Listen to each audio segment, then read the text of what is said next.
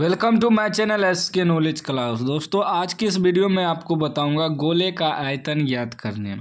करा 6 सेमी व्यास के एक गोले द्वारा विस्थापित हवा का आयतन निकाले। ये गोला है, इसका व्यास दिया हुआ है। व्यास यहाँ से लेकर यहाँ तक, इसे व्यास कहते हैं। व्यास को D से सूचित करते हैं। 6 cm दिया है D। ये पूरा गोला में हवा भरा हुआ है, इसका आयतन निकालना है। ठीक है ना। हवा यानी कि उसमें जगह कोई भी सामान कितना अटेगा उसी को आयतन कहते हैं। ठीक है ना। एक चीज समझिएगा, यहाँ देखिए कि व्यास क्या होता है। व्यास को D से सूचित करते हैं और त्रिज्या को R से सूचित करते हैं। ठीक है ना। तो व्यास जो होता है पूरा यहाँ से यहाँ तक, इसको व्यास कहते हैं। व्यास यानी कि D। ठीक है ना। तो D बराबर क्या होता है कि 2 गुना त्रिज्या। यहाँ से देखिए, यहाँ से यहाँ तक त्रिज्या हुआ और फिर यहाँ से यहाँ तक त्रिज्या। तो इसीलिए D यानी कि व्यास बराबर 2 गुना त्रिज्या लिख सकते हैं, या D बराबर 2R लिख सकते हैं। ठीक है ना। इसी में जब R निकालेंगे तो R बराबर क्या हो जाएगा, D/2 यानी कि व्यास का आधा। अगर व्यास दिया रहे, त्रिज्या निकालना है तो उसका आधा कर देना है। ठीक है ना। इतना तो समझ गए हम। त्रिज्या इसलिए निकालना पड़ता है कि गोले का आयतन जो होता है, आयतन का सूत्र होता है 4/3 πr³। तो r का क्यूब है तो r निकालना पड़ेगा। अगर r दिया नहीं है तो, यानी कि त्रिज्या नहीं दिया है तो त्रिज्या निकालना है। तो हमें क्या दिया है, गोले का व्यास दिया है। लिखेंगे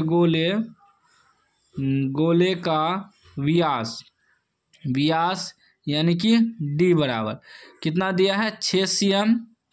ठीक। तो त्रिज्या कितना हो जाएगा, त्रिज्या यानी कि R बराबर D/2। त्रिज्या R बराबर अभी तुरंत बताएं कि R बराबर होता है D/2।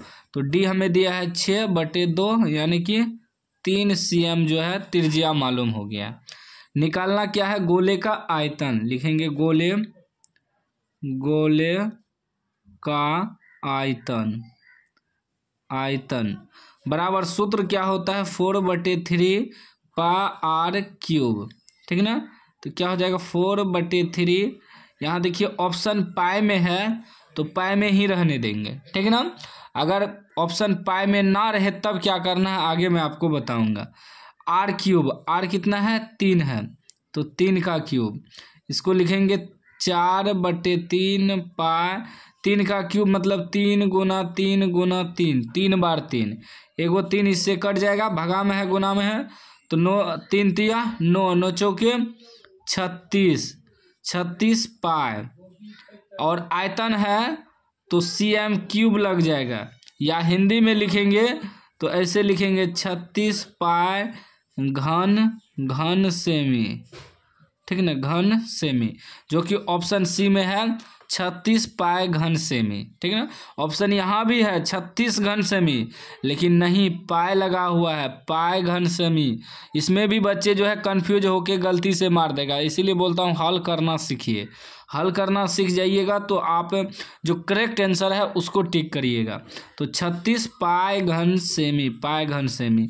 यदि पाई में ऑप्शन ना रहे या 2 नंबरा में बनाने के लिए दे दे, तब थोड़े आपको पाई में छोड़ना है आंसर।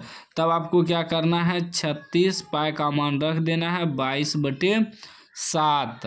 पाई का मान 22/7। अब गुना करने के बाद जो आंसर होगा वह आपका आंसर हो जाएगा।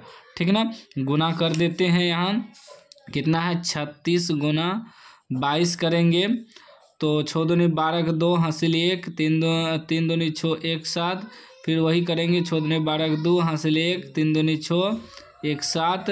क्या हो जाएगा 2 7 2 9 792।